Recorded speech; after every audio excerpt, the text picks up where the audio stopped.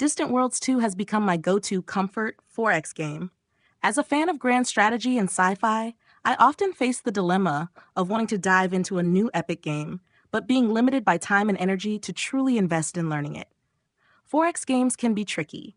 If they're too simple, they lose their appeal quickly, but too complex, and they can become overwhelming.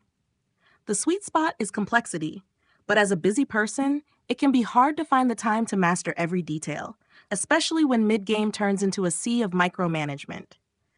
Distant Worlds 2 addresses this by offering extensive automation options, allowing me to explore the game at my own pace without feeling intimidated.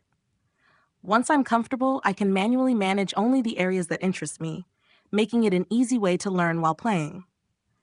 I also enjoy the sim feel when using a certain level of automation. It helps me resist the urge to micromanage every little detail, which is a common challenge in 4X games. I'm perfectly fine letting my AI handle colonies, tax rates, and civilian structures, even if they're not perfectly optimized. For me, grand strategy is about focusing on the bigger decisions, like which planet to conquer next. The combat in Distant Worlds 2 is another highlight.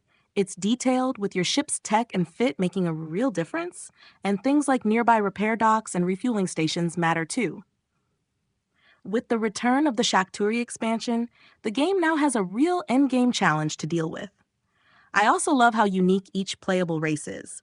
The developers have fully embraced asymmetry, making each race feel distinct, unlike in multiplayer games where everything is often balanced to the point of sameness.